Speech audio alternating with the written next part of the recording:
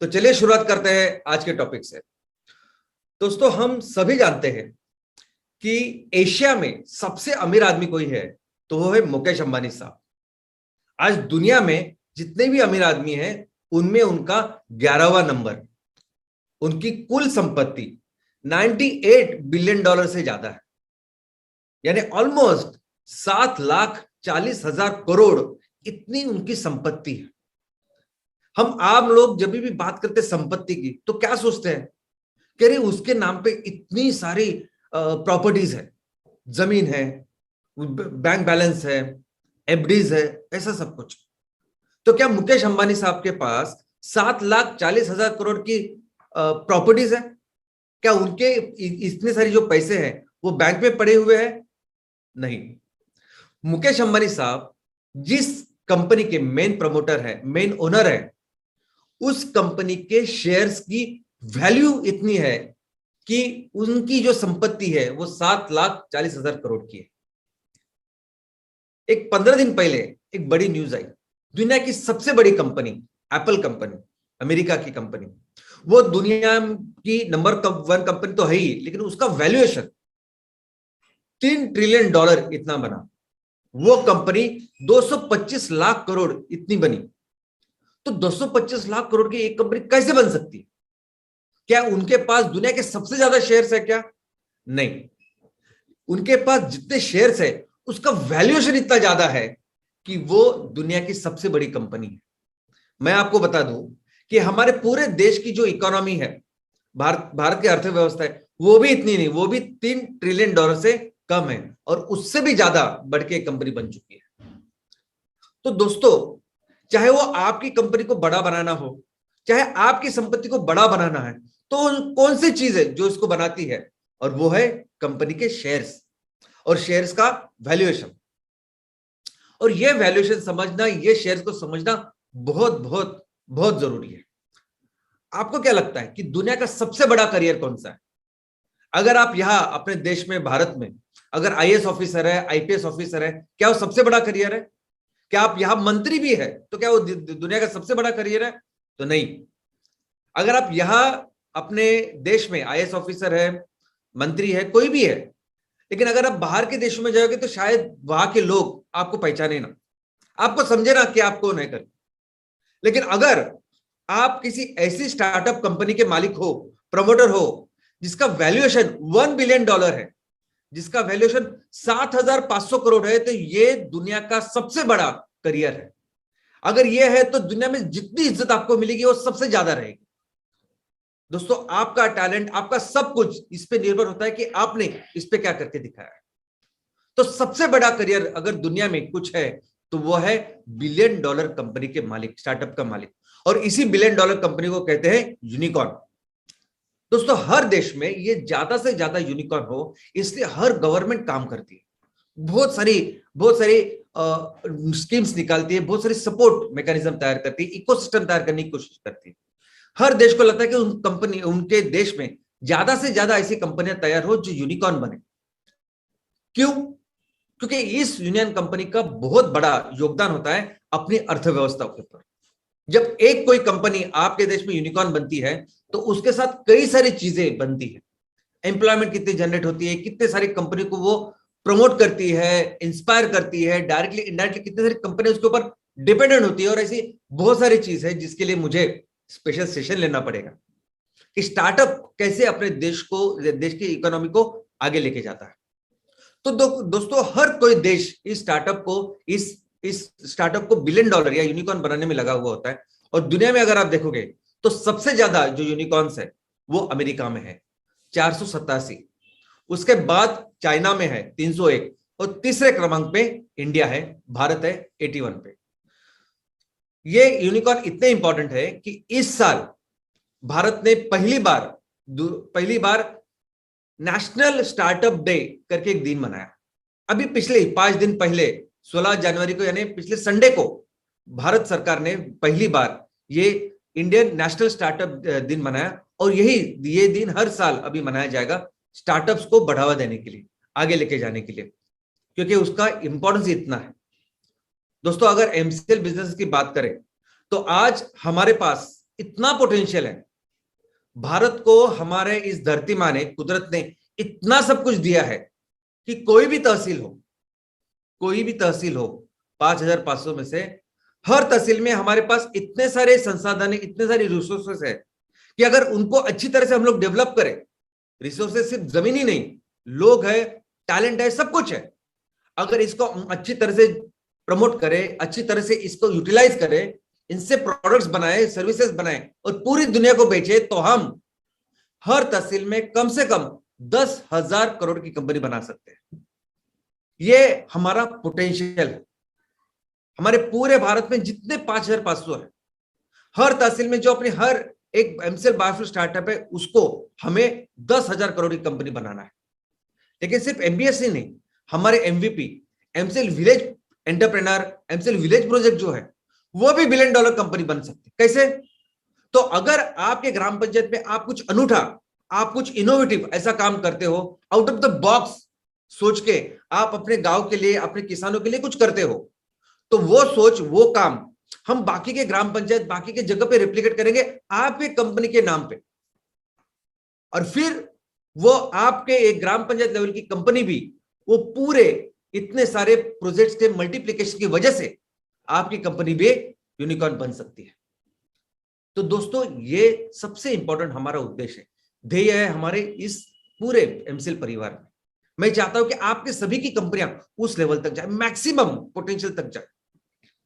तो एक कैसे जाएगी, ये समझने के लिए एक्चुअली शेयर्स, ये कंपनी का शेयर्स क्या होता है, कैसे शेयर्स का वैल्यूएशन बढ़ता है, ये समझना जरूरी है हमें।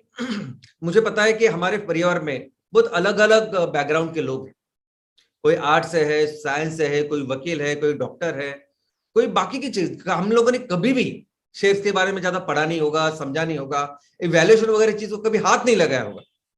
लेकिन आज मैं आपके साथ कुछ ऐसी इंफॉर्मेशन शेयर करना चाहता हूं कि जो इंफॉर्मेशन हमें याद रखना जरूरी है, कंपलसरी है। मुझे ऐसा लगता है कि ये होने के बाद आप प्लीज घर जाके आप जरा पढ़ाई कीजिए कि क्या ऐसे होता है। दूसरी, मैं बहुत सारी इंफॉर्मेशन आपको देके, बहुत सारा नॉलेज देके आपको कंफ्यूज नहीं करना चाहता। मैं आपको इस प्रेजेंटेशन में सिर्फ वही चीजें बताना चाहता हूं, समझाना चाहता हूं कि जो हमारे बिजनेस के रिलेटेड है और जो हमें कंपलसरी समझनी है। तो चलिए शुरुआत करते हैं। सबसे पहले कंपनी। दोस्तों, कंपनी यानी क्या? तो कंपनी एक ऐसा संगठन है कि जो जिस संगठन का कुछ आर्थिक और सामाजिक उद्देश्य होता है, और उस आर्थिक सामाजिक उद्देश्य के लिए ये कुछ लोग इकट्ठा आते हैं, संगठन बनाते हैं और व्यापार करते हैं, उसे कंपनी कहते हैं। और ये जो कंपनी है, ये कंपनी एक लीगल एंटिटी है, और ये लीगल एंटिटी भारत, ये वहां की जो सरकार होती है, उस सरकार में मुद्रित, वो पंजीकृत या रजिस्टर्ड, नोंदणीकृत ऐसी होती है। तो हर कंपनी एक नोंदणीकृत संस्था है।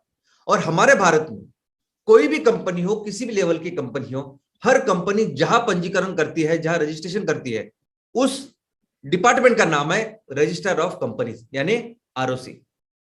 इसके अलावा जो कायदा है, जो कानून है, जिसके तहत सभी कंपनियां काम करती है, उसका नाम है इंडियन कंपनीज एक्ट 2013।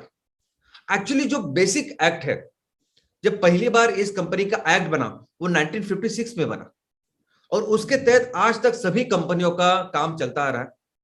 2013 में उसमें कुछ बदलाव हुए, जो फीडबैक्स थे उससे उसके दौरान वो सब चेंज हो गया, लेकिन बेसिक जो ढांचा है इस कंपनीज एक्ट का 1956 का, वो अभी भी बरकरार है। दोस्तों, इस कंपनी के कई सारे प्रकार है, और ये प्रकार इस पे निर्भर है कि कितने सारे लोग आके इस कंपनी को बनाते हैं। सबसे पहला जो प्रकार है, सबसे पहले जो टाइप है, वो है सोल प्रोप्राइटरशिप, यानी ऐसी कंपनी की जहां उसका मालिक सिर्फ एक आदमी है, और वो एक ही आदमी सभी रोल कर रहा है, सभी काम अपना कर रहा है। दूसरा जो प्रकार है, टाइप है, उसका नाम है पार्टनरशिप फर्म, जहां दो या ज्यादा लोग इकट्ठा आते, पार्टनरशिप बनाते और कंपनी को चलाते। तो दोस्तों, इस कंपनी में जब पार्टनरशिप में लोग काम करते हैं, हमें हमेशा लगता है कि 2-3 लोग रहेंगे जो पार्टनरशिप में काम करते हैं, लोग या संस्था जो भी। लेकिन अगर आप लॉ में पूछेंगे, कायदे कानून में पूछेंगे, तो ये संख्या 100 तक हो सकती है। 100 तक लोग इकट्ठा आके कंपनी पार्टनरशिप में बना सकते हैं। नेक्स्ट है लिमिटेड लायबिलिटी पार्टनरशिप। इसका मतलब यह है कि पार्टनर्स आते हैं, 2 लोग हो सकते हैं, संस्था हो सकती है, और हर एक का अपना अपना एक रोल होता है, अपनी अपनी एक लायबिलिटी होती है जो लिमिटेड होती है उसके विषय में। तो समझो 3 जन आते हैं, एक ने बोला कि मैं टेक्नोलॉजी संभालूंगा, तो वो टेक्नोलॉजी के लिए ही रिस्पॉन्सिबल होता है। एक होता है कि मैं पैसा फाइनेंस देखूंगा, तो फाइनेंस के लिए रिस्पॉन्सिबल होता है। एक कहता है मैं मार्केटिंग करूंगा, तो मार्केटिंग के लिए रिस्पॉन्सिबल होता है। तो ये तीनों अपने मिलकर काम करते हैं, और ये तीनों अपने अपने डिपार्टमेंट के लिए जिम्मेदार होते हैं, पूरे कंपनी के लिए नहीं। इसे कहते हैं लिमिटेड लायबिलिटी पार्टनरशिप। इसके अलावा प्राइवेट लिमिटेड कंपनी, ऐसी कंपनी जो प्राइवेट जो शेयर होल्डर्स है वो हिस्सेदार, वो उसके ओनर है, वो हिस्सेदार है, और ऐसी कंपनी में ज्यादा से ज्यादा 200 लोग ओनर्स है, तो उसे हम लोग कहते हैं प्राइवेट लिमिटेड कंपनी। और अगर 200 से ज्यादा उसमें शेयर होल्डर्स है, तो उसे हम लोग कहते हैं पब्लिक लिमिटेड कंपनी। तो दोस्तों एक कंपनी कैसे फॉर्म होती है? तो कंपनी हमेशा फॉर्म होती है किसी आइडिया के साथ, बिजनेस आइडिया के साथ। एक कोई सामाजिक आर्थिक उद्देश्य हो जिसको अचीव करना है। कैसे करें, कौन सा व्यापार करें, कौन सी वस्तु, कौन सी सेवा को हम लोग तैयार करें और बेचे, या उसका लेन देन या व्यापार करें, उससे उस आइडिया के साथ तैयार होती है कंपनी। लेकिन आज के तारीख में जो भी कोई कंपनी शुरू करना चाहता है ना, उसका एक ही उद्देश्य होता है, और वो है प्रॉफिट। कोई तो उनके आर्थिक सामाजिक बाकी की चीजों को ज्यादा वो देखते भी नहीं उसकी तरफ। वो सिर्फ देखते कि मुझे पैसा कमाना है, इसलिए मैं कंपनी चालू करूंगा। तो पैसा कमाना है, मुझे कंपनी चालू करनी है, तो मैं क्या करूं, कौन सी कंपनी चालू करूं? तो वो आजू बाजू देखता है। तो उसको समझ में आता है कि रियल एस्टेट में बहुत ज्यादा लोग काम कर रहे हैं, रियल एस्टेट में लोग पैसा कमा रहे हैं, तो चलिए मिलकर रियल एस्टेट की कंपनी चालू करते हैं। फिर वो देखते हैं कि कोरोना में तो कितने सारे मेडिकल शॉप्स थे, मेडिकल शॉप्स का कितना धंधा बढ़ा, तो चलो मेडिकल की दुकान चालू करते हैं, किराना दुकान की चालू करते हैं, क्योंकि किराना तो लगने ही वाला है, कुछ भी रहे, लॉकडाउन रहे या कुछ भी रहे। यहां तक कि अगर किसी का चाय का ब्रांड है, किसी का कॉफी का ब्रांड है, तो वो तो बहुत अच्छा चल रहा है धंधा, चलो उसको शुरुआत करते हैं। तो इस प्रकार से लोग आज की तारीख में बिजनेस की शुरुआत करते हैं। उनका एक ही मोटो, एक ही फोकस रहता है, पैसा कमाना। लेकिन दोस्तों बिजनेस जो है ना, बिजनेस है समस्या का समाधान। बिजनेस है ना, आज सपोज आप एक गांव में रह रहे, अपने तहसील में रह रहे, शहर में रह रहे, तो वहां शहर में ऐसी कौन सी चीज है, ऐसी कौन सी कमतरता है, ऐसा कौन सा गैप है, ऐसी कौन सी जरूरत है लोगों की जिसको आप पूरा कर सकते हो? अगर आपके गांव में बच्चों के कपड़े की दुकान नहीं, अच्छे बच्चों के कपड़े नहीं मिलते, तो अगर आपने अच्छे बच्चों के कपड़े तैयार किए, उसकी दुकान डाली, लोगों को वो दिए, तो वो हो सकता है बिजनेस। अगर आपके यहाँ मेडिकल फैसिलिटी अच्छी नहीं है, तो मेडिकल फैसिलिटी बढ़ाने के लिए अगर कुछ आप अच्छा करते हैं, तो वो है बिजनेस। अगर आप अपने लोगों को एजुकेशन में या बाकी कौन सी भी ऐसी चीज में मदद करते हैं उनकी लाइफ बेहतर करने के लिए, तो वो है बिजनेस। जो समस्या है उसको सॉल्व करने के लिए अगर कुछ कर रहे हैं, तो वो है बिजनेस। दोस्तों आज एमसीएल परिवार में अगर हम देखें, तो हमारे पास कितने सारे समस्या है। हमारे गांव में किसानों की कितनी बड़ी समस्या, खेती की कितनी बड़ी समस्या। आज हमारे लोग गांव से अपनी खेती बाड़ी छोड़ के वहां शहरों में जाके बस रहे, और कहा झोपड़पट्टी में। हमारे यहाँ गांव में, तहसील में, जगहों में एजुकेशन का प्रॉब्लम है, मेडिकल का प्रॉब्लम है। और ये सभी प्रोजेक्ट जो हम लोग कर रहे हैं ना, ये एमसीएल बायोफ्यूल स्टार्टअप कर रहे हैं, ये एमसीएल विलेज प्रोजेक्ट कर रहे हैं, ये सभी प्रोजेक्ट इन समस्या के समाधान के लिए कर रहे हैं। ये है बिजनेस। तो दोस्तों ये जब बिजनेस हम लोग करते हैं, तो बहुत सारी चीजें लगती है। पहली लगती है मैन पावर। पहले तो आपको उसका एम्स एंड ऑब्जेक्टिव ये डिसाइड करना होता है कि चलो मैंने डिसाइड कर लिया कि मुझे क्या करना है। तो आप लिखते हैं कि मैं इस कंपनी के तहत कौन से उद्देश्य, कौन से ध्येय को हासिल करूंगा, और यही चीज आप वो आरओसी में देते हो। आरओसी में आपके ऑब्जेक्टिव्स ऑफ द कंपनी होते हैं।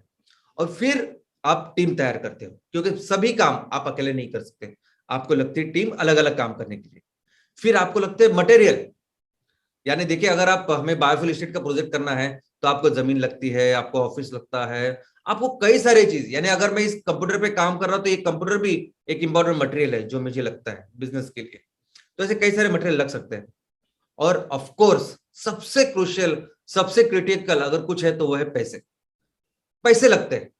क्योंकि अगर पैसे नहीं आपके पास तो ये कितनी भी अच्छी आइडिया वो आगे जा ही नहीं पाएगी, स्टार्ट ही नहीं हो पाएगी। तो पैसे, और इसके अलावा ऑफ कोर्स बहुत सारी चीजें लगती है जो मैं अभी इसमें लेना नहीं चाहता, लेकिन उसमें टेक्नोलॉजी है, रॉ मटेरियल है, मार्केट है, बहुत बहुत सारी चीजें हैं जो डिटेल में पढ़नी पड़ती है किसी बिजनेस को स्टार्ट करने से पहले। दोस्तों, आज जिसके ऊपर हम लोग फोकस करने वाले इस टॉपिक का वो है पैसे। तो कैसे कोई कंपनी पैसे जमा करती है वो देखते हैं।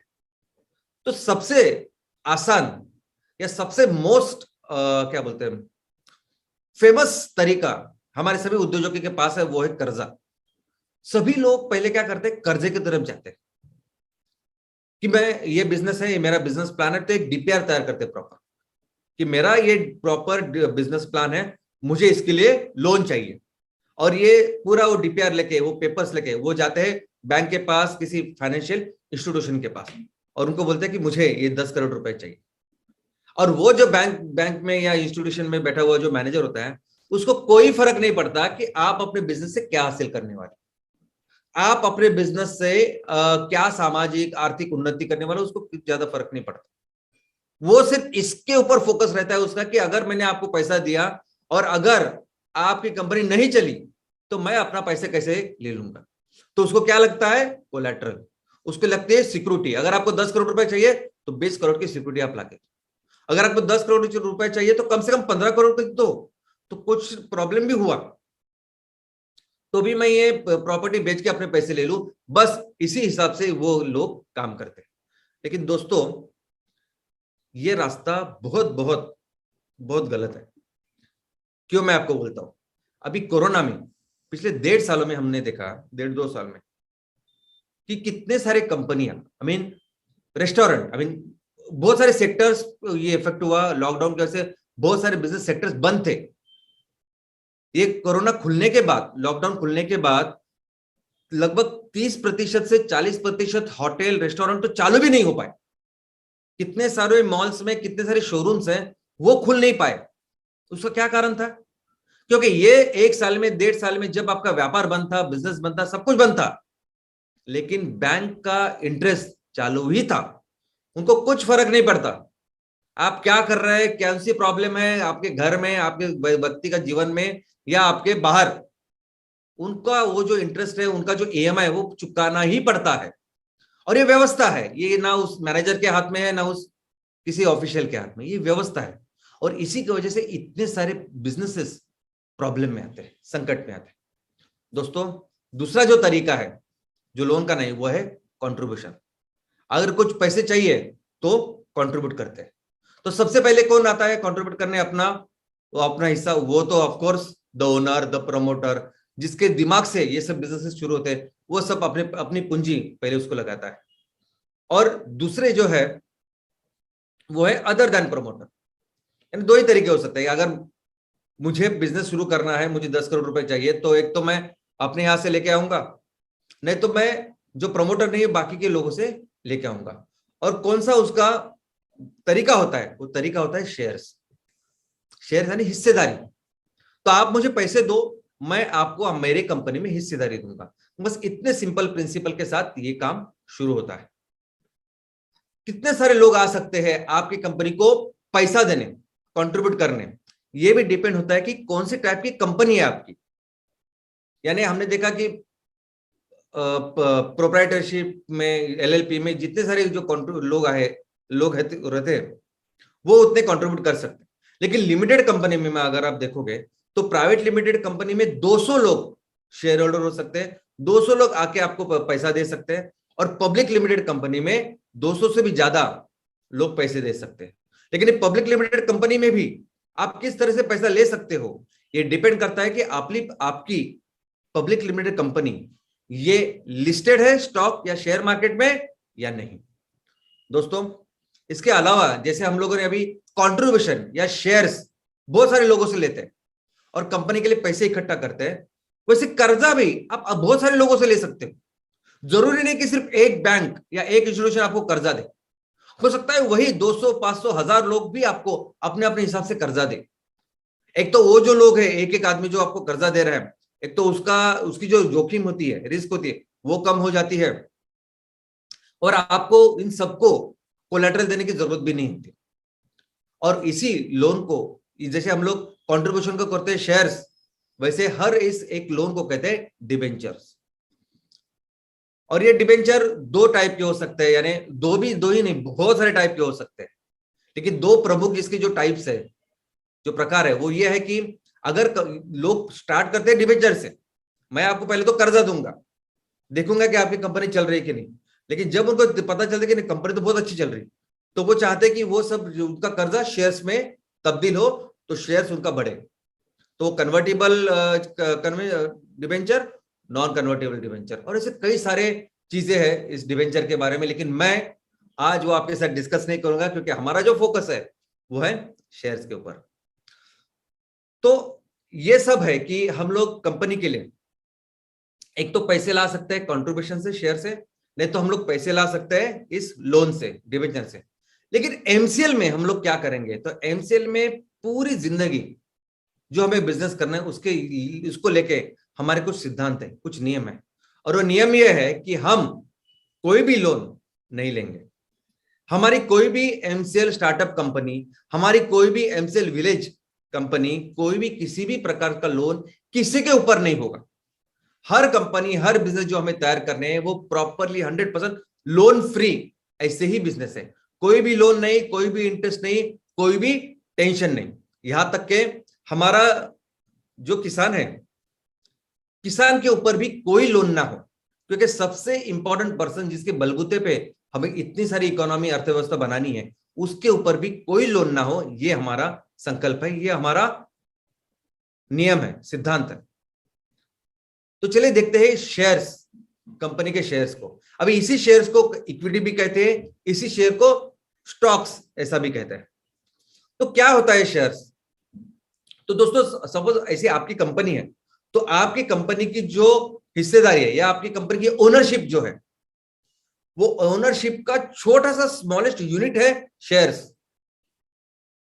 यानी अगर आपकी कंपनी के 10 लाख शेयर्स है, इसका मतलब क्या कि आपने अपनी कंपनी की जो ओनरशिप है, मालकी है, वो 10 लाख हिस्सों में बांटी है। तो और 10 लाख हिस्सों में सबसे ज्यादा हिस्से जिसके पास होते हैं वो उस कंपनी का ओनर होता है। तो शेयर्स है आपकी मालकी का सबसे स्मॉलेस्ट हिस्सा। अभी इसके प्रकार है इस शेयर्स के। सबसे पहला प्रकार है तो कॉमन शेयर्स, ऑर्डिनरी शेयर्स। यानी कौन से शेयर्स? यानी वही शेयर जिसके साथ कोई प्रोमोटर शुरू करता है। यानी ये वो शेयर्स होते हैं जो प्रोमोटर जैसे ही होते हैं, जो आपकी कंपनी की तरक्की के साथ बढ़ते हैं, कम ज्यादा होते हैं, जो आपको कंपनी को चलाने के लिए जो वोटिंग राइट्स होते हैं, जो डायरेक्टर्स को चुनाव होते हैं, जहां वोटिंग देनी होती है, तो वहां चुनाव का भी काम आप वोटिंग भी कर सकते हो अगर आपके पास ये ऑर्डिनरी शेयर्स। और ये सबसे ज्यादा शेयर जो लोग दुनिया में खरीदते हैं, जिसमें इंटरेस्ट होते हैं, वो है कॉमन शेयर्स। इसके अलावा और एक दूसरा प्रकार है जिसको कहते हैं प्रेफर्ड शेयर्स। अभी ये जो शेयर्स है ना, ये ऐसा समझे कि हाइब्रिड है, लोन यानी कर्जा और शेयर्स, इसके बीच का हाइब्रिड सहयोग। इसमें कुछ फीचर्स लोन के ही है, लोन के भी है और कुछ शेयर्स के भी है। लोन के कैसे कि ये आदमी, ये जब प्रेफर्ड शेयर्स जब कोई कंपनी आपको देती है, तो वो कंपनी आपको इस शेयर के ऊपर आपको कितना पैसा मिलेगा, कितना रिटर्न मिलेगा, उसके बारे में भी आपको देती लिख के। दूसरा, अगर आपकी कंपनी चली नहीं, अगर आपकी कंपनी बंद हो गई, तो उसके जो कुछ प्रॉपर्टीज होते हैं, प्रॉपर्टी असेट्स होते हैं, उसके ऊपर पहला अधिकार इनका होता है जिनके पास प्रेफर्ड शेयर्स होते हैं। लेकिन ये शेयर्स जैसे होते हैं। इसका मतलब कैसे है कि ये शेयर्स जब भी जैसे अगर कंपनी ने किसी ने बोला कि आपको हम लोग सालाना इतना इंटरेस्ट, या सॉरी नॉट इंटरेस्ट, रिटर्न इस शेयर्स के ऊपर देंगे, लेकिन नहीं दे पाए, कोई भी कंपनी अगर नहीं काम कर रही, तो इससे आपको उस कंपनी का वैल्यूएशन कम नहीं होता, वो वैल्यूएशन वैसे ही रहता है। लोन में ऐसा नहीं होता, डेट में, डिबेंचर में, बॉन्ड में ऐसा नहीं होता।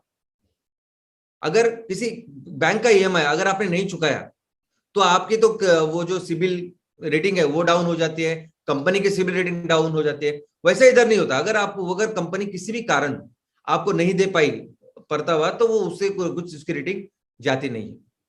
दूसरा, अगर आपको जो लाभांश देना है, डिविडेंड देना है, तो सबसे पहले कंपनी आपको लाभांश देती है। तो इस तरह शेयर्स के बाकी सभी चीजें इसमें होती है, लेकिन ये इसमें वोटिंग राइट नहीं होता। ये लोग वोट नहीं कर सकते जिनके पास प्रेफर्ड शेयर होते हैं, और ये वही मैनेजमेंट में हिस्सा नहीं ले सकते।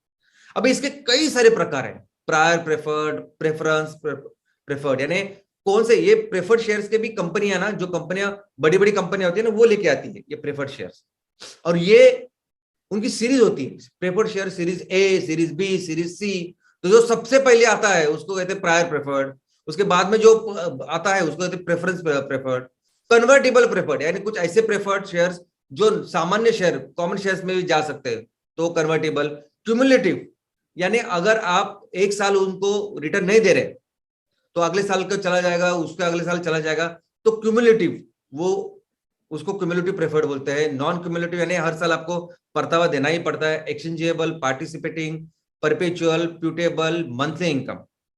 अब मैं इसके बहुत सारा डिटेल्स आपको नहीं देना चाहता। आज मैं जो भी नॉलेज आपको देना चाहता हूं ना, वो टू द पॉइंट स्पेसिफिक देना चाहता हूं कि जो आपको याद रहे, चुएबल रहे। बहुत ज्यादा टेक्निकल मैं आपको नहीं बताना चाहता। डिविडेंड, लाभांश, ये एक बहुत इंपॉर्टेंट चीज होती है, जो सबको लगता है कि क्या होता है लाभांश, कितना मिलेगा मुझे डिविडेंड, कि अगर मेरे पास शेयर्स है। तो दोस्तों पहले समझिए कि लाभांश यानी शेयरिंग द प्रॉफिट। कंपनी अपने सब पूरा बिजनेस करने के बाद जो प्रॉफिट होता है, वो प्रॉफिट अपने शेयर होल्डर के साथ शेयर करती है, तो उसे कहते हैं हम लोग डिविडेंड। लेकिन जो प्रॉफिट शेयर करते हैं ना, तो सिर्फ प्रॉफिट के साथ बाकी की भी उनको चीजें होती है। तो ऐसा मत समझे कि 10 रुपए मुझे प्रॉफिट हुआ और 10 शेयर होल्डर है तो मैं सबको 1-1 रुपए दूंगा, लेकिन कुछ ऐसी भी कॉस्ट हो सकती है। अगले साल के लिए कुछ प्रिपरेशन हो सकती है, कुछ और कॉस्ट हो सकती है। वो सब देखने के बाद मैनेजमेंट डिसाइड करते हैं कि आपको कितना लाभांश देना है। और ये लाभांश हमेशा पहले गवर्नमेंट को टैक्स देने के बाद ही शेयर होल्डर्स को मिलता है। और ये लाभांश दो तरह का हो सकता है। एक तो आप लाभांश में आपको पैसे दिए जाते हैं, नहीं तो आपको एडिशनल शेयर दिए जाते हैं कंपनी के, और ज्यादा शेयर्स। बहुत सारे लोग वो एडिशनल शेयर्स वो ज्यादा इंपॉर्टेंट समझते हैं, और वही ज्यादा इंपॉर्टेंट है जिससे आपकी वेल्थ, संपत्ति बढ़ती है। और कितना डिविडेंड, कितना रेट रहेगा, कितने रेट से आप मुझे इसमें डिविडेंड मिलेगा, ऑफ कोर्स ये सब डिसाइड करते हैं वहां की मैनेजमेंट, डायरेक्टर्स, वो मैनेजमेंट बॉडी, कि इतना सब हम लोगों ने खर्चा किया, इतना प्रॉफिट हुआ, आगे साल के लिए इतना सब पूरी तैयारी बाकी है, तो इस हिसाब से हम लोग इतना लाभांश लोगों को दे सकते हैं। ट्रेडिंग ऑफ शेयर्स, अभी शेयर्स को, इनकी खरीदारी, इनका व्यापार, लेन देन कैसे होती है। तो दोस्तों इसमें भी बहुत इंपॉर्टेंट आपको समझना होगा कि कोई भी कंपनी हो, प्रोप्राइटरशिप से लेके पब्लिक लिमिटेड कंपनी, जब शुरुआत होती है ना, ऑलरेडी उसकी हिस्सेदारी होती है किसी के पास। ओके, अगर वो एक आदमी है तो पूरे शेयर्स उसके पास, पब्लिक लिमिटेड कंपनी है तो जो भी जितने भी लोग हैं उनके पास अपने अपने खुद के शेयर्स होते हैं। तो कोई भी कंपनी स्टार्ट होती है प्रमोटर्स के शेयर्स के साथ। जब वो कंपनी जब शुरुआत हुई, उसके पास कुछ भी नहीं है, कोई व्यापार नहीं, धंधा नहीं, सिर्फ उसके पास एक बिजनेस आइडिया है कि मेरे पास बिजनेस, ये मेरी पे एक्सपर्टीज है, ये मेरा बिजनेस आइडिया है और इस तरह से मैं ग्रो करना चाहता हूं। तो वो ये सब लेके इसके लिए जब पैसे इकट्ठा करने, तो सबसे पहले ये लोग जाते हैं अपने दोस्तों के पास, अपने रिश्तेदारों के पास, रिलेटिव्स के पास, और जो जान पहचान के लोग हैं, उनके जो रेफरेंसेस है, उनके पास जाते हैं और पैसे कोशिश करते कि पैसा दे। लेकिन आपको हमेशा लगता है कि कोई ना कोई ऐसा हो, भगवान किसी देवदूत को भेजे, ऊपर वाला कोई फरिश्ते को भेजे और हमें पैसे दे।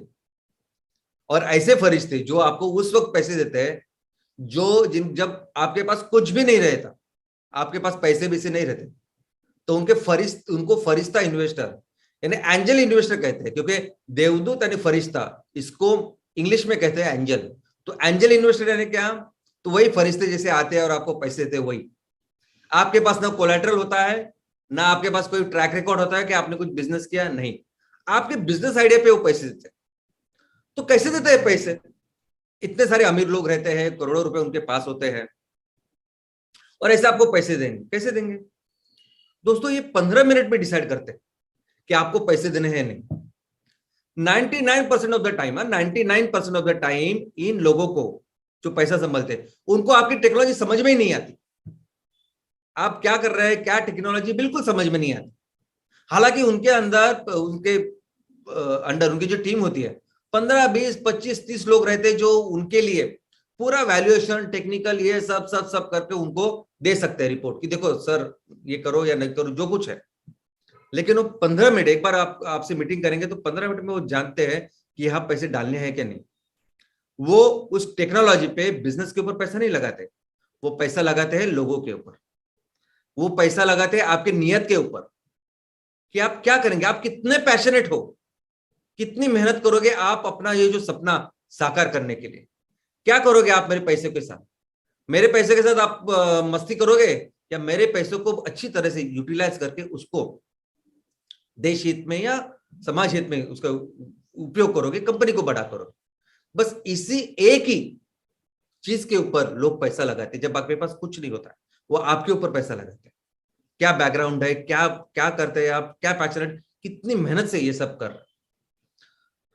दोस्तों इसके बाद जब आपने, एक दूसरी परिस्थिति हो सकती है कि आपने अपने कुछ पैसे थे यहाँ से वहां से इकट्ठा किए, और आपने एक छोटा सा डेमो प्रोजेक्ट शुरू किया, एक छोटा सा लैब प्रोजेक्ट शुरू किया, या छोटा सा ऐसा प्रूफ ऑफ कंसेप्ट, ऐसा कुछ प्रोजेक्ट शुरू किया और चलाया। और फिर अभी आपको लगता है कि ये छोटा जो डेमो प्रोजेक्ट है इसको अभी मैं बहुत बड़ा करूंगा, बहुत बड़ी कंपनी का निर्माण करूंगा। तो ये जो आइडिया है, ये आइडिया को बड़ा करने के लिए जिन लोगों के पास आप जाते हैं, जो लोग आपको पैसा देते हैं, उनका नाम है वेंचर कैपिटलिस्ट। ये लोग यानी संस्था होती है, ये लोग आपके तरफ देखते हैं, आपकी इस बिजनेस आइडिया को देखते हैं। पहले तो देखते हैं कि मार्केट है क्या इसको, जो आप काम कर रहे हो। अगर मार्केट है, अगर मार्केट का पोटेंशियल है, तो क्या आप में वो कैपेबिलिटी है कि आप वो सब लेके, उसको इतना वहां तक लेके जाएंगे। जो चीज अभी आपने लैब में की, जब छोटे से इसमें की, क्या आपको इतना बड़े करेंगे क्या?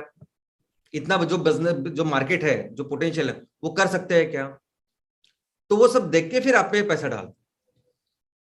लेकिन ये जब पैसा देते हैं तो बहुत सारी इक्विटी उस लेवल पे वो आपसे ले लेते हैं। इक्विटी यानी हिस्सेदारी, इक्विटी यानी शेयर्स, बहुत सारे शेयर्स, बहुत सारी हिस्सेदारी आपसे ले लेते हैं, क्योंकि उनका मानना होता है कि हम जोखिम उठाते हैं, और वो जोखिम उठाते ही है।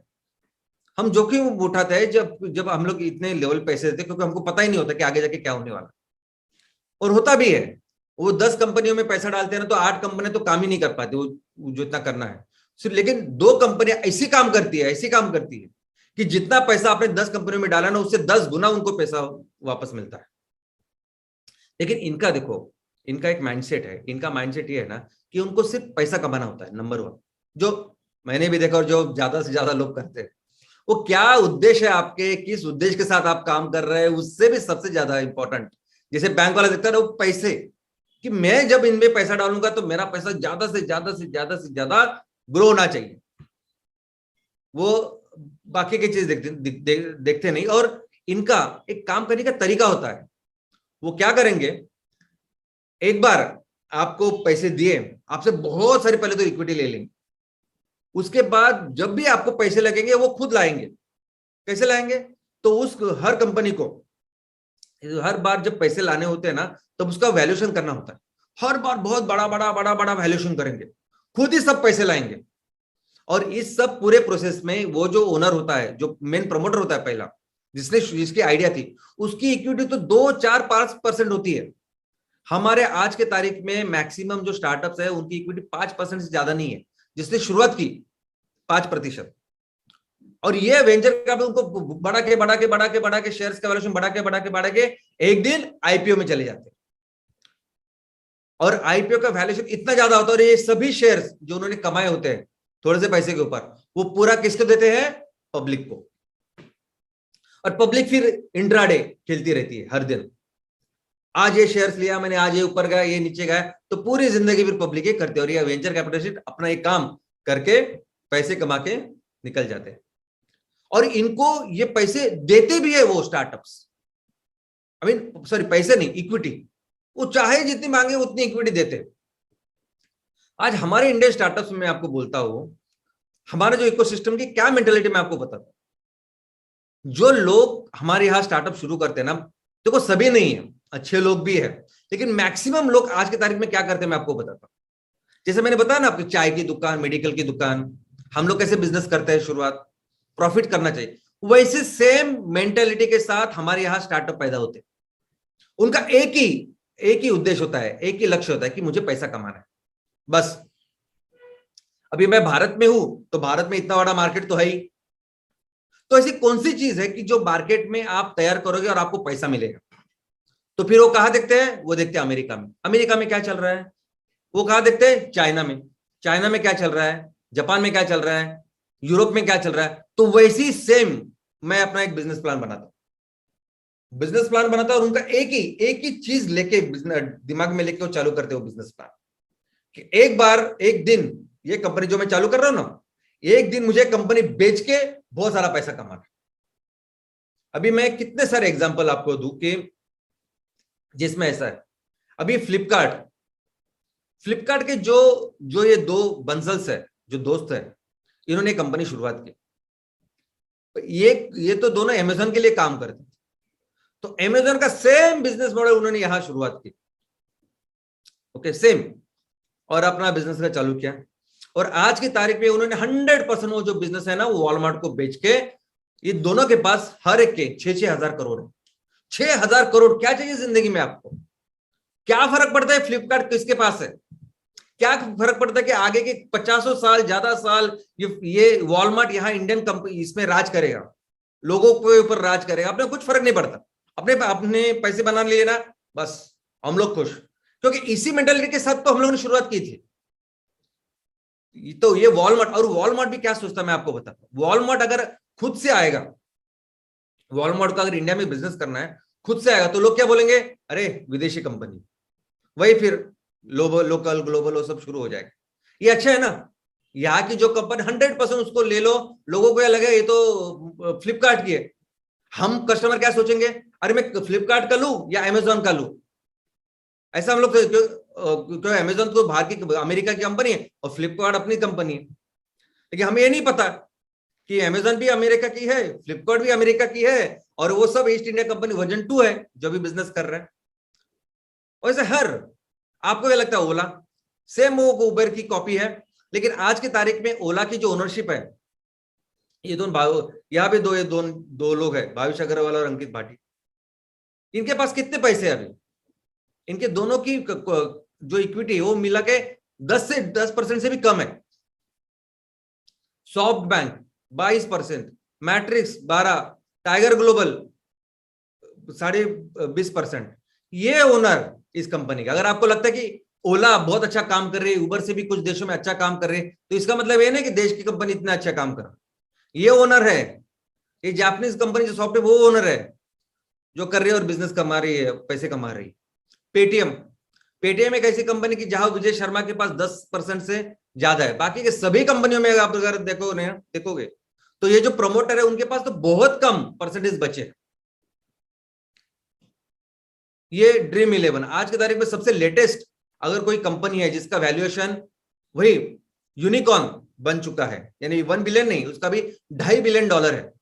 इस ड्रीम 11 में भी अगर आप देखो तो सभी चाइनीज वो सब वो उनकी मालकी है।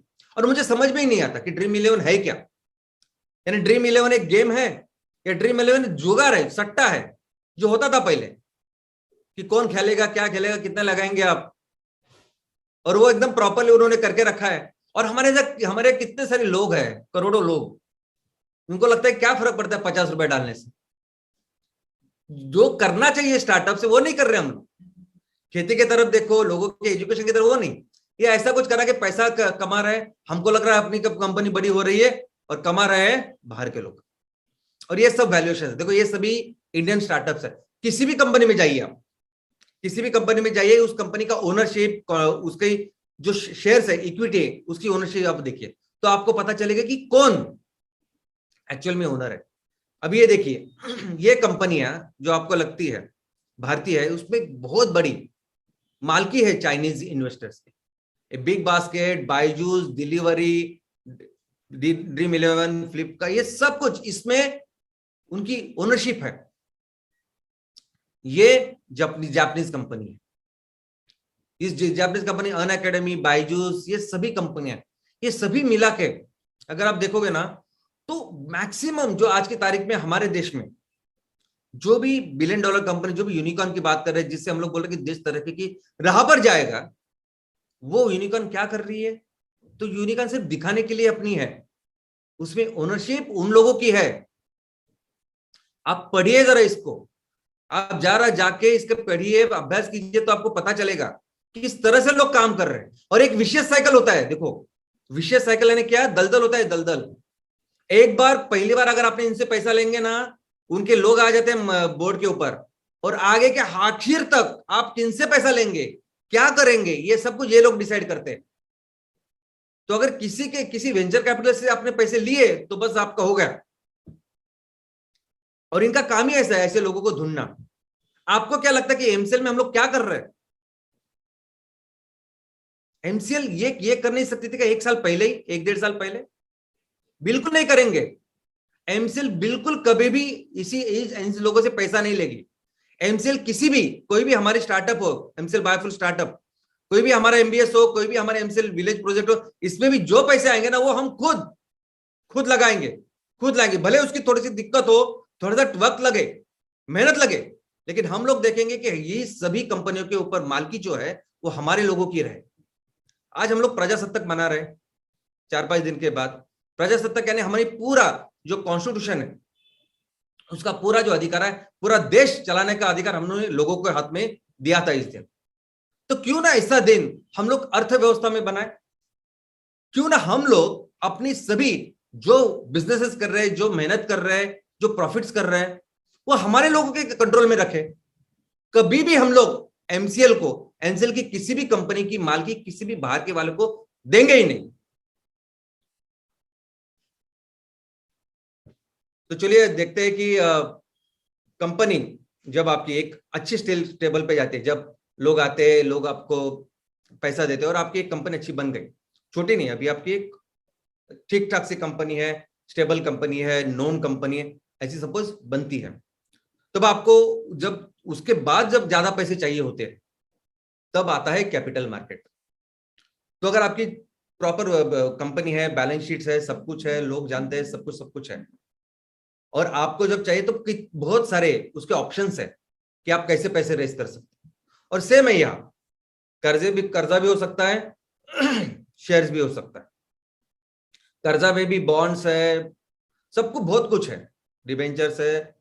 अब ये अगर मैं कैपिटल मार्केट यानी क्या, और कौन किस किस तरीके से, अगर आपको किस किस तरीके से आप पैसे रेज कर सकते हो, इसके लिए मुझे अलग से सेशन लेना पड़ेगा। इतना बड़ा विषय है ये कैपिटल मार्केट। लेकिन आज जिसके ऊपर हमें फोकस करना है वो है प्राइमरी मार्केट। अभी यानी इस कैपिटल मार्केट के 2 तरह के मार्केट है, एक प्राइमरी और एक सेकेंडरी। प्राइमरी मार्केट यानी क्या? प्राइमरी मार्केट यानी समझिए कि आप कंपनी के शेयर्स जो कंपनी के पास है, जो प्रमोटर के पास हो, वो पहली बार आप इन्वेस्टर को जब देते हैं इस मार्केट में, कैपिटल मार्केट में, तो उसे प्राइमरी मार्केट कहते हैं। पहली बार जो वो शेयर के पास से लेके इन्वेस्टर के पास जाते हैं। और इसमें जब वो पहली बार नए शेयर ट्रेड करने के लिए लाते हैं मार्केट में, बिजनेस करने के लिए लाते हैं, लेन देन करने के लिए लाते हैं मार्केट में, तो सबसे पहले वो पूछते हैं अपने एग्जिस्टिंग शेयर होल्डर्स, क्या आप लोग क्या, यानी जिन्होंने हमारे ऊपर भरोसा रखा है, जो इतने साल से हमारे पास साथ में है, पहले उनको पूछते हैं कि हम लोग आपको डिस्काउंट में देंगे, और डिस्काउंट में देते हो राइट्स इशू, कि बाहर का उनका वैल्यूएशन कितने भी हो शेयर्स, लेकिन वो पहले अपने लोगों को पूछते हैं और उनको डिस्काउंट में देते हैं, उसको कहते हैं राइट इशू। दूसरा है प्रेफरेंशियल शेयर अलॉटमेंट। अगर कोई कंपनी है जिसको पैसे की जरूरत है, और कुछ ऐसे लोग हैं जो उनके एग्जिस्टिंग शेयर होल्डर नहीं, ठीक है, उनकी कैपेबिलिटी है, सब कुछ है, तो वो क्या करते हैं कि जितना उनके वैल्यूएशन है शेयर्स का, उससे थोड़ा सा डिस्काउंट में इन लोगों को पैसे दे सकते, इन लोगों को शेयर दे सकते, और इनको हम लोग कहते हैं प्रेफरेंशियल बेसिस, प्रेफरेंशियल अलॉटमेंट। और सबसे इंपॉर्टेंट जो है जो सारी जनता को, सबके लिए, सिर्फ जनता नहीं, जनता, इंस्टीट्यूशन, बैंक, सबके लिए खुला हुआ जो अपने शेयर्स का मार्केट होता है, उसे कहते हैं इनिशियल पब्लिक ऑफरिंग। जब पहली बार कोई कंपनी अपने शेयर्स ट्रेडिंग के लिए बाजार में लाती है, पहली बार, प्राइमरी मार्केट उसमें कहते हैं उस मार्केट को। और जो सबसे ज्यादा इंपॉर्टेंट चीज है वो है इनिशियल पब्लिक ऑफरिंग। कौन से रेट पे आप लोगों को या इंस्टीट्यूशन को शेयर्स देंगे, ये तय करती है आपके शेयर्स का वैल्यूएशन। वैल्यूएशन कौन बनाता है? तो वैल्यूएशन बनाता है, बनाने वाले एक कंपनियां है, इंस्टीट्यूशन है, जो सेबी जिसको ऑथराइज करती कि हाँ आप एक क्लास 1, क्लास 2, ऐसे उसे क्लासेस भी है कि आप वैल्यूएटर हो, आप इस कंपनी को इसका वैल्यूएशन कर सकते हो। इसके साथ आता है एक अंडर राइटर। आपने सुना होगा अंडर राइटर करके, एक कोई भी आईपीओ जब आता है ना, तो वहां एक अंडर राइटर करके एक ब्रैकेट में या ब्रैकेट के अलावा एक अंडर राइटर करके होता है। अंडर राइटर हमेशा एक बैंक या इन्वेस्टमेंट बैंकर होती है, एक इंस्टीट्यूशन होती है। वो कंपनी को ये भरोसा दिलाते हैं कि अगर आपके ये शेयर्स मार्केट में सपोज जितने चाहिए आपको, अगर आपको 10 लाख शेयर्स बेचने, आप नहीं बेच पाए तो हम लोग खरीदेंगे। अगर वो कम के किसी पैसे से जा रहे तो हम लोग खरीदेंगे। तो आपकी गारंटी लेके एक अंडर राइटर आपके साथ आईपीओ में आता है। दूसरा, इस आईपीओ के साथ आप तैयार करते हैं एक प्रोस्पेक्टस। तो ये प्रोस्पेक्टस यानी क्या? तो ऐसा समझे कि जब आपको ये शेयर्स देने हैं लोगों को, तो आप एक ब्रोशर तैयार करते हैं, जैसे हम लोग करते हैं ब्रोशर। आपकी कंपनी क्या है, कब से चालू हुई, आपकी कंपनी की क्या क्या इतने सालों में आपने क्या क्या किया, क्या आपके नंबर्स है, क्या प्रॉफिट्स है, आगे वाले दिनों में आप क्या करने वाले हैं, कौन लोग हैं जो की पर्सन है जो इसको मैनेज करते हैं। ये पूरी जो इंफॉर्मेशन जिस बुकलेट में या जिस ब्रोशर में रहती है उसे कहते हैं प्रोस्पेक्टस। अब ये हुआ सेकंड प्राइमरी मार्केट। दूसरा टाइप का मार्केट है सेकेंडरी मार्केट। सेकेंडरी मार्केट यानी क्या? तो सेकेंडरी मार्केट यानी वह एक बार कंपनी ने अपने शेयर्स लोगों में दिए, इस मार्केट में दिए, तो एक दूसरे के साथ जो हम लोग व्यवहार करते हैं ना, वही इंट्राडे वाला। एक इन्वेस्टर के साथ दूसरा इन्वेस्टर, दूसरे के तीसरे, जो चलता है हर दिन। आईपीओ का वगैरह कैसा होता है कि आप एक कोई पर्टिकुलर दिन में वो आईपीओ लॉन्च करते, ओके। लेकिन सेकेंडरी मार्केट में एक बार वो चला गया तो उसके बाद आप हर दिन कितने भी शेयर्स ऐसा सब वो चलता रहता है। अभी हमारे ये जो सभी मार्केट है जिसमें शेयर की लेन देन होती है, इसे कहते हैं स्टॉक मार्केट, नहीं तो शेयर मार्केट। अभी कैसे हमारे गांव में, शहर में कैसा होता है, कपड़ा मार्केट होता है, सब कपड़े की दुकानें होती हैं। सोने का मार्केट रहता है, ज्वेलरी का मार्केट, सब ज्वेलरी की दुकान रहता है। कोई ऐसा ऐसा होता है कि जब भाजीपाला, आई मीन मंडी होती है, जिससे जहां से सब्जियां वगैरह सब कुछ मिलता है। वैसे ही जहां शेयर्स, सिर्फ शेयर्स का धंधा होता है, बिजनेस होता है, लेन देन होता है, उसे कहते हैं शेयर मार्केट या स्टॉक मार्केट। हमारे यहां सबसे पहले, यानी इस शेयर मार्केट में अगर आप देखोगे ना, दो टाइप के शेयर मार्केट पहले हुआ करते थे। एक नेशनल लेवल के शेयर मार्केट और दूसरे रीजनल, जो स्थानिक लेवल के शेयर मार्केट होते। लेकिन जब से टेक्नोलॉजी अभी इतनी बेहतर बन गई है, सभी शेयर्स अभी डीमोनेटाइज हो गए। यानी शेयर्स को अभी फिजिकल लेवल में है नहीं, वो शेयर्स अभी आप कहीं भी भारत के किसी भी कोने पे बैठ के आप किसी भी कंपनी का शेयर्स ले सकते हो, दे सकते हो, सब डीमोनेटाइज है, डिजिटल है। तो तब से फिर अभी कुछ प्रमुख जो शेयर मार्केट है जो भी काम कर रहे हैं, उनके बारे में मैं बताऊंगा आपको। लेकिन सबसे पुराना, वन ऑफ द पुराना मैं बोल सकता हूं, और सबसे बड़ा शेयर मार्केट अगर भारत में कोई है तो वह है बॉम्बे स्टॉक एक्सचेंज। वह है बीएसई, जो मुंबई में है। 1875 से लेके ये है, लगभग 5500 कंपनियों से ज्यादा कंपनियां इसमें लिस्टेड है। ये शेयर मार्केट की शुरुआत बहुत पहले 1875 में बनियन टेक पेड़ के नीचे हुई थी। वह एक टाउन हॉल है साउथ बॉम्बे में, एंड में। तो वहां एक पेड़ के नीचे सभी व्यापारी लोग आते थे और धंधा करते थे। और जैसे जैसे फिर वो बढ़ने लगा विस्तार, तब फिर उन्होंने अपना वो कारोबार शिफ्ट किया एक बिल्डिंग में, और तब फिर बॉम्बे स्टॉक एक्सचेंज वगैरह उसकी शुरुआत हो गई। दूसरा सबसे इंपॉर्टेंट है वो है नेशनल स्टॉक एक्सचेंज। क्योंकि बॉम्बे स्टॉक एक्सचेंज में कैसे हुआ कि कुछ लोग इतने स्ट्रांग बन गए जो कुछ मैनिपुलेशन भी करने लगे। मैनिपुलेशन यानी आप समझ सकते, थोड़ा सा इधर उधर करने लगे। तो फिर गवर्नमेंट ने सोचा कि इस पूरे जो खरीदारी है, जो बिजनेस है, उसमें एकदम ट्रांसपेरेंसी आनी चाहिए। इसलिए 1992 में भारत ने नेशनल स्टॉक एक्सचेंज, गवर्नमेंट ने नेशनल स्टॉक एक्सचेंज करके दूसरा ऐसा एक्सचेंज शुरू किया जो 100% डिजिटल था, 100% ट्रांसपेरेंट था, और एक व्यवहार होने के लिए कुछ सेकंड लगते थे, या एक सेकंड में 200-300 ऐसे व्यवहार हो सकते। इतना फास्ट अभी ये एक्सचेंज बन चुका है। 1900 से भी ज्यादा कंपनी इस पे लिस्टेड है। तीसरा जो अभी शुरुआत हुई है 2017 में, वो है इंडिया इंटरनेशनल एक्सचेंज, जो अहमदाबाद में है। यहां इंटरनेशनली कोई भी आदमी भारत की किसी भी कंपनी से शेयर का लेन देन कर सकता है। अभी भारत में ऐसा है कि अगर हमारे यहाँ भी दिन है तो अमेरिका में रात है। तो ये ऐसा एक्सचेंज है कि जो 24 घंटों में से 22 घंटे शुरुआत होती चालू रहता ही है, यानी आप कभी भी इसे ट्रेडिंग कर सकते हो। अगला है multi commodity exchange of India. 2003 में minister of finance, government of India, सभी जो एक्सचेंज है वो 100% मिनिस्टर ऑफ फाइनेंस के है, गवर्नमेंट ऑफ इंडिया के है। ये मैक्सिमम नॉन फेरस मेटल्स यानी सोना, चांदी, बाकी एनर्जी, ये सभी जो कमोडिटीज है उसके साथ काम करते हैं। इसके अलावा national commodity and derivative exchange है। यहां भी सभी अलग अलग कमोडिटीज, सभी जो ग्राहकों को जो चीजें लगती है वो, एंड एग्रीकल्चर। आजकल एग्रीकल्चर की भी बहुत सारी चीजें हैं जो कमोडिटीज है वो इस पे लिस्ट होती है। तो आज कांदा का भाव इतना है, इसका भाव इतना है, ये सब इस पे चलता रहता है। इंडियन कमोडिटी एक्सचेंज लिमिटेड, ये भी सेम कमोडिटी में काम करती है, मुंबई में स्थित है।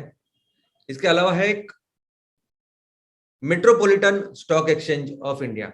इसमें क्या होता है कि इसमें जो फाइनेंशियल इंस्टीट्यूशंस है, बैंक है, बाकी एनबीएफसी है, जो पैसा देती है और पैसे में फिर लोन का व्यवहार, शेयर, ये सब कुछ होती है ना, वो सब यहाँ ट्रेड होती है उनके शेयर्स, और वो एक्स एमएससी करके नाम से जाना जाता है, और वो भी मुंबई में है। इसके अलावा कोई बहुत सारे ओल्ड स्टॉक एक्सचेंजेस है जो अभी काम नहीं करते, लेकिन वो बहुत इंपॉर्टेंट है, जैसे कलकत्ता स्टॉक एक्सचेंज। अब ये कलकत्ता स्टॉक एक्सचेंज आपको सुनकर ताज्जुब होगा, ये बॉम्बे स्टॉक एक्सचेंज से भी बहुत पहले का है, बॉम्बे से पहले। यानी आपने सुना, अगर आपको मालूम होगा तो भारत की ब्रिटिश लोगों की पहली राजधानी पहले मुंबई नहीं थी, वो पहली थी ये कलकत्ता। तो एक कलकत्ता भी स्टॉक एक्सचेंज बहुत अच्छा, बहुत बड़ा हुआ करता था, लेकिन अभी फिर से उसके ऑपरेशन बहुत कम हो चुके हैं, और ऑलमोस्ट अभी सेबी ने उनको कहा कि आप बंद कीजिए, लेकिन वो अभी तक बंद नहीं हुआ, डॉर्मेंट है, लेकिन कोई भी व्यवहार, बिजनेस इसमें नहीं हो रहा है। अहमदाबाद बंद हो चुका है। अहमदाबाद भी बॉम्बे के बाद दूसरे स्थान पे सबसे पुराना ऐसा स्टॉक एक्सचेंज है। दिल्ली स्टॉक एक्सचेंज जो 1947 में चालू हुआ, लेकिन अभी बंद है। गुवाहाटी स्टॉक एक्सचेंज जो आसाम का है, 1983 में चालू हुआ, वो भी एक था regional. Madhya Pradesh stock exchange जो एक रीजनल स्टॉक एक्सचेंज था। पुणे स्टॉक एक्सचेंज जो पुणे के और उस एरिया में काम करते थे। मैंगलोर स्टॉक एक्सचेंज, ये भी एक stock exchange, regional stock exchange था। वडोदरा स्टॉक एक्सचेंज जो एक रीजनल स्टॉक एक्सचेंज था। उत्तर प्रदेश स्टॉक एक्सचेंज जो उत्तर प्रदेश में था। बैंगलोर स्टॉक एक्सचेंज जो बैंगलोर में था। मद्रास स्टॉक एक्सचेंज जो मद्रास में था। कोचिन स्टॉक एक्सचेंज जो केरला में था। तो ऐसे कई सारे स्टॉक एक्सचेंज जो तब होते थे जब रीजनल आपको डॉक्यूमेंट्स दो, आपको शेयर्स दो, फिजिकली दो, सब कुछ दो, उन दिनों की सब बात है। अब ये सभी कुछ सिमट के आ गया है, यही जो मैंने बताया उसी 5-6 स्टॉक एक्सचेंज पर। पूरे दुनिया में दोस्तों जो स्टॉक एक्सचेंज, जो ये स्टॉक का जो कारोबार है पूरी दुनिया का, इसमें जैसे हमने देखे कि हमारे यहाँ नेशनल स्टॉक एक्सचेंज है, कुछ इंटरनेशनल भी, नेशनल है, इंटरनेशनल है और रीजनल है। वैसे हर देश में अपने अपने स्टॉक एक्सचेंज है, लेकिन सबसे ज्यादा बिजनेस अगर किसमें होता है तो ऐसे स्टॉक एक्सचेंज जो है वो नंबर 1 है अमेरिका में, दूसरा है चाइना, जापान, बाद में फ्रांस, और बाद में इंडिया का नंबर आता है। तो ऐसे, लेकिन अभी इंडिया का जो कारोबार है, बिजनेस, वो थोड़ा अभी बढ़ रहा है, और हमें पता है कि पूरी जो दुनिया की इकोनॉमी है उस इकोनॉमी में अपना हिस्सा 3% है।